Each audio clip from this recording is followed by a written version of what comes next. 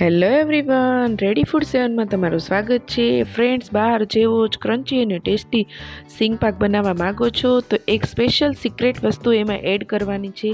તો ફ્રેન્ડ્સ, તમે મારો પૂરેપૂરો વિડીયો જોજો જેથી એકદમ બહાર જેવો જ ટેસ્ટી સિંગ પાક બનશે।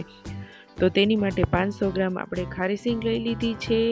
તમે સિંગદાણાના બનાવતા હો એ પણ એડ કરી શકો છો। મેં ખારી સિંગ લીધી છે, તેને મસળીને સારી રીતે ચોખ્ખી કરી લેવાની છે। પછી આપણે કોઈ પણ ભારી વસ્તુ વડે એને અધકચરા દાણાને ક્રશ કરી લેવાના છે જેથી એકદમ સરસ બને સિંગ પાક। તમે જોઈ શકો છો ક્રશ થઈ ગયા છે।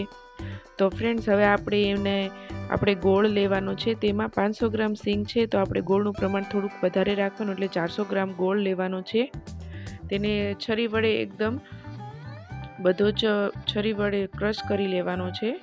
તો પછી આપણે એમાં એક પાવડું તેલ નાખીને ગેસ ઉપર ધીમા ગેસે સારી રીતે હલાવવાનો છે જેથી ગોળ બધો એકરસ થઈ જાય અને ગોળનો કલર ચેન્જ થઈ જાય। પછી આપણે એમાં 2 થી 3 એલચીનો ઉપયોગ કરવાનો છે। એલચીનો ઉપયોગ કરવાથી બહાર જેવો જ ટેસ્ટી બનશે। તો પાઈને આપણે વાટકામાં લઈ અને જોઈ લેવાનું છે, જે એકદમ તૂટી જાય છે તો આપણી પાઈ ઓકે છે। તો ફ્રેન્ડ્સ, આપણે બધા જ સિંગદાણા તેમાં એડ કરી દેવાના છે અને એકદમ સિંગદાણા અને ગોળ એકદમ સરસ મિક્સ થઈ જાય ત્યાં સુધી મિક્સ કરીને આપણે પ્લેટફોર્મ ઉપર તેલવાળો હાથ કરી તેને સારી રીતે આપણે ચોરસ દબી દેવાનો છે। પછી આપણે એને ચોરસ વણી લેવાનો છે પતલો। અને હા ફ્રેન્ડ્સ, તેની ઉપર આપણે સૂકું ટોપરું એડ કરવાનું છે। સૂકું ટોપરું અને એલચી નાખવાથી એનો ટેસ્ટ એકદમ સરસ બહાર જેવો જ આવશે અને સેમ બહાર જે સિંગ પાક મળે છે તેવો જ સિંગ પાક બનશે।